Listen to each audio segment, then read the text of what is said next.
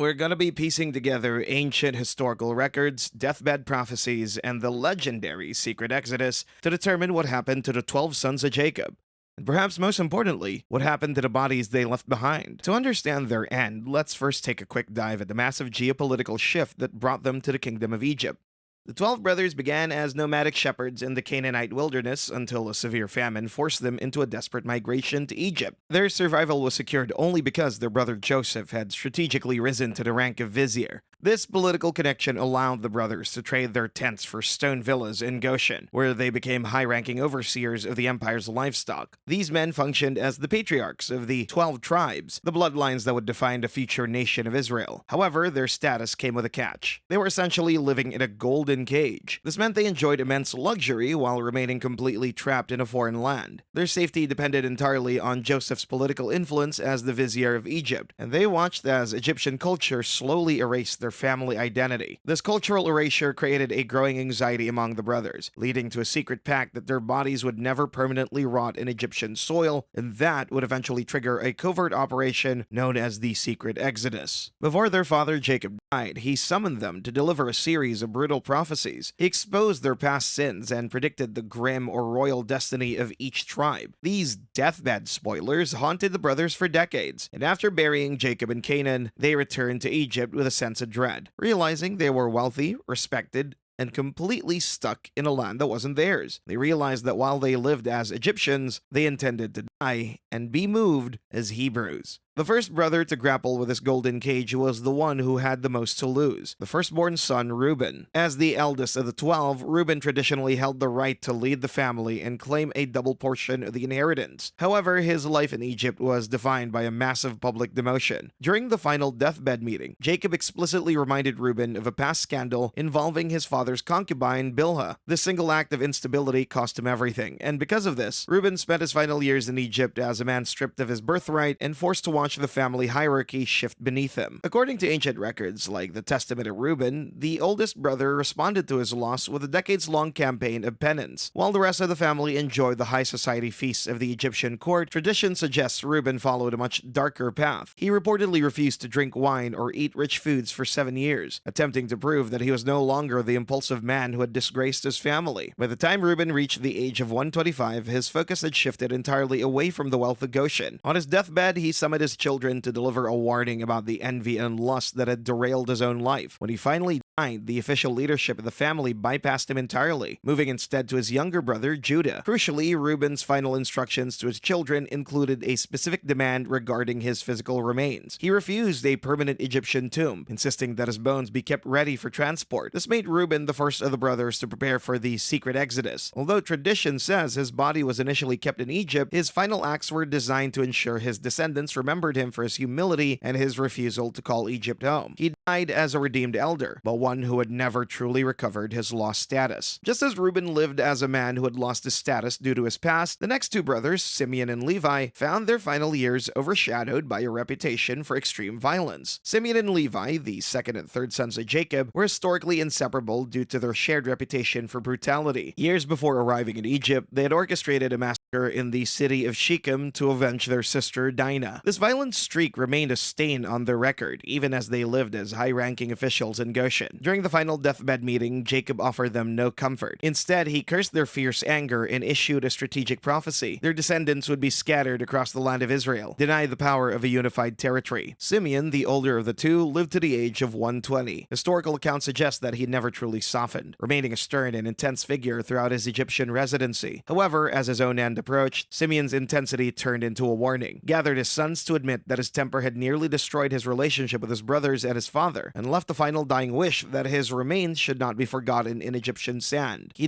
died as a man burdened by his own past, urging his children to abandon the spirit of anger that had dictated his life. Tradition states that Simeon was eventually buried in the land of Israel, only after his family endured the long years of the Egyptian stay. While Simeon's story ended in regret, Levi's legacy took an unexpected and highly influential turn. Despite his violent past at Shechem, Levi lived the longest of all the brothers, reaching the age of 137. Ancient texts like the Testament of Levi claim that during his final years in the Golden Cage of Goshen, he experienced mystical visions of a higher calling. He saw himself being clothed in priestly robes, tasked with a responsibility that far outweighed the politics of the Egyptian court. Because of his longevity, Levi became the family's primary strategist and spiritual teacher. He spent his final decades instructing the younger generations on the laws of sacrifice and holiness, effectively transforming the image of his bloodline. The brother, who was once defined by a sword, died as the official guardian of the family's spiritual traditions. This shift was a calculated move for the future of Israel. While Simeon's descendants remained a cautionary tale of anger, Levi's tribe would eventually become the official priests of the nation. Both brothers were buried in Egypt, but their legacies couldn't have been more different. Simeon died warning his sons about the dangers of the heart, while Levi died preparing them for the service of God. While Simeon and Levi were defined by their transition from violence to priesthood, the next brother, Judah, underwent a transformation that was even more radical, evolving from a human trafficker to the forefather of a royal dynasty. Judah was the fourth son and arguably the most strategically important figure in the entire family. His death at age 119 represents a complete character arc that redefined the family's future. In his youth, Judah was the mastermind who suggested selling Joseph into slavery for 20 pieces of silver. However, by the time he reached his final years in the Egyptian golden cage, he had become the man who had offered his own life as a ransom to protect his younger brother, Benjamin. This shift from greed to sacrifice is what secured his position as the family's true leader. Jacob's deathbed prophecy for Judah was the most royal of all. He famously called Judah a lion's whelp and predicted that the scepter of leadership would never leave his bloodline. This created a unique power dynamic in Goshen. Joseph held the temporary political power of Egypt, while Judah held the eternal divine promise. According to ancient tradition, Egyptian officials in Goshen treated Judah with a level of deference that was usually reserved for princes. The Lion of Judah became the blueprint for King David and a future Messiah. Judah lived his final years carrying the weight of this massive legacy. On his deathbed, as recorded in the Testament of Judah, he made a staggering admission to his sons about his past failures with Tamar and his struggle with wine and pride. He used his final moments to warn his descendants that a scepter of righteousness depended entirely on the practice of humility. He died commanding his sons to love one another, a final attempt to heal the fractures he helped create decades earlier. The death of Judah was a turning point for the 12 tribes. He died as a high-ranking figure in the Egyptian world, yet he was mentally detached from it and was looking forward to a kingdom that a pharaoh could never build. His final act was to reinforce the family's claim to the cave of Machpelah in Canaan, to ensure that his sons viewed their stay in Egypt as a temporary assignment. He was buried in Egypt, but instructed his sons to never consider Goshen their permanent home. Just as Judah's final years were defined by the weight of a royal bloodline, the next two brothers, Dan and Naphtali, spent their last days in Egypt consumed by a series of cryptic and unsettling visions. Dan and Naphtali were the sons of Bilhah, and their final chapters are characterized by a sense of mystery that separated them from the more political lives of their older brothers. Dan, the fifth son, was described in Jacob's prophecy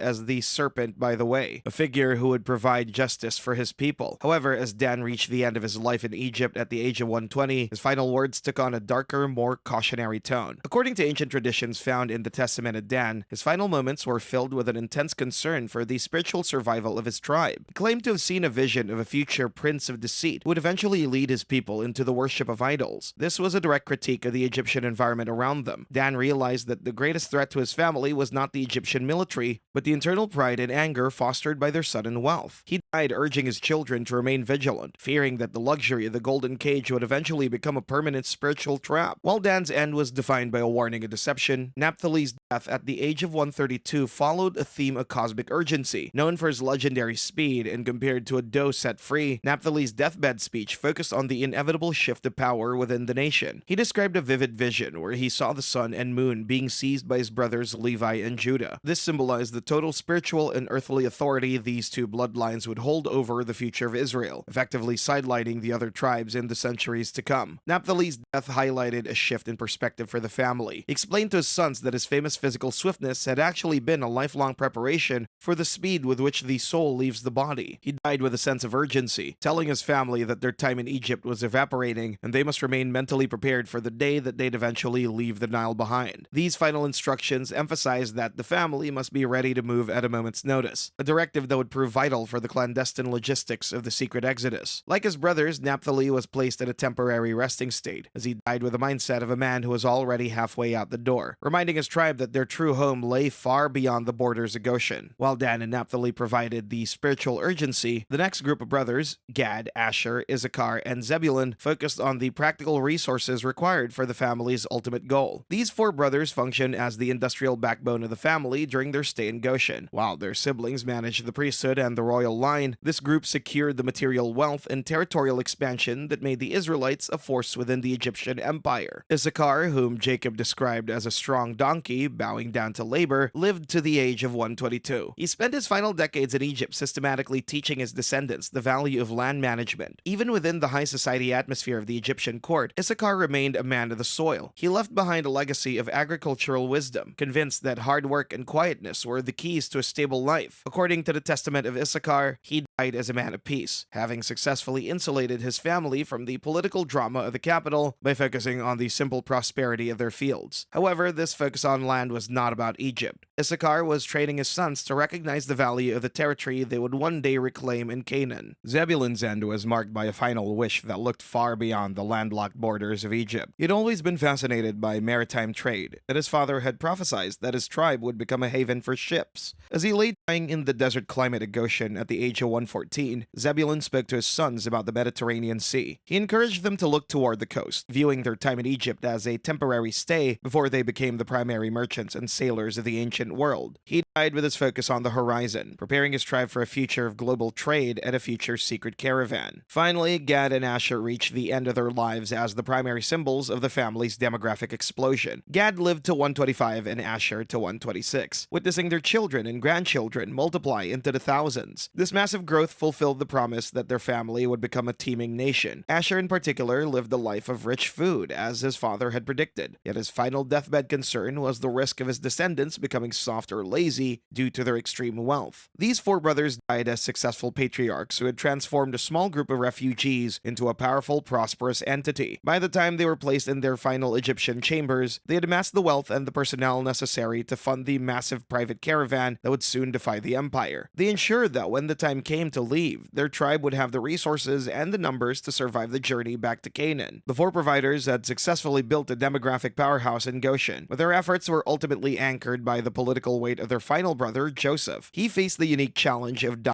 as a high-ranking Egyptian official without losing his Hebrew identity. Joseph lived to the age of 110, and his death served as the most significant geopolitical event for the Israelites. Unlike his brothers, who lived as high-ranking guests, Joseph was a permanent pillar of the Egyptian state. This status dictated that his death followed imperial protocol. He was the only brother to undergo the full royal Egyptian mummification process. For 40 days, professional embalmers saturated his body with expensive resins and spices, an honor typically reserved for the pharaohs. He was eventually sealed in a massive stone sarcophagus, appearing to any observer as though he had been fully assimilated into the Egyptian pantheon. However, Joseph's final command ensured he would never truly belong to the Nile. Before his breathing stopped, he forced his family to swear a solemn oath. God will surely visit you, and you shall carry up my bones from here. He effectively blocked the construction of a permanent tomb or pyramid for himself. He recognized that while the earlier plans for a secret return could apply to his brothers, his own prominence made him a captive of the state even in death. So he wanted his coffin to remain above ground and unburied, a disturbing physical reminder that the Israelites were merely in transit. For the next 4 centuries, Joseph's sarcophagus sat as a silent monument in the land of Goshen. As the political climate shifted toward the eventual enslavement of the Hebrews, his presence became a point of contention. According to the Midrash Tanhuma and ancient rabbinic traditions, the Egyptians became so protective of the divine blessing Joseph brought to the land that they attempted to prevent the Israelites from ever leaving with him. These sources claim the Egyptians eventually submerged his heavy metal coffin in the Nile River, hoping the water would hide his remains and anchor the Hebrews to Egypt forever. Joseph used his own corpse to force his descendants to keep their eyes on the road back to Canaan, and transformed his death into the ultimate long-term strategy for the secret exodus. Although Joseph's strategic mummification ensured the family had a physical anchor in Egypt, the youngest brother, Benjamin, served as their final emotional connection to the world they'd left behind. Benjamin was the youngest of the 12 and the son of the right hand. For decades, he had been the central focus of his brother's protection, a direct result of the trauma following Joseph's staged death years earlier. Because the brothers had spent 20 years hiding the truth about selling Joseph into slavery, they treated Benjamin with an almost obsessive level of care. Benjamin eventually reached the age of 125, becoming the final living link to their father, Jacob. His death represented the definitive closing of a history. He was the last person on earth who possessed a personal memory of Jacob's face or the atmosphere of their ancestral home in Canaan. Throughout his final years in the Golden Cage, Benjamin functioned as a symbol of the family's hard-won unity. He watched his own 10 sons grow into a fierce and loyal tribe. On his deathbed, he avoided the mystical tone of Levi or the royal declarations of Judah, focusing instead on a strategy of territorial protection. He warned his descendants to remain a ravenous wolf, a specific term Jacob used in his prophecy to describe Benjamin's lineage. This was a command to serve as the nation's internal guardians, maintaining a military readiness to defend their brothers whenever the family was threatened. This wolf-like aggression was a tactical necessity for the secret mission that would follow his passing. The passing of Benjamin was a somber milestone for the Israelites. His death meant the generation of the patriarchs had officially vanished from the earth. There was no longer a single person left in Egypt who walked the roads of Canaan as a free shepherd. Benjamin died surrounded by his descendants, emphasizing that while they lived in the shadow of the Egyptian pyramids, they were fundamentally outsiders. His death served as the final trigger for the secret exodus. With the last brother gone, the time for mourning ended, and the time for the clandestine caravan began. This event signaled the beginning for the long silence, the centuries of population growth, and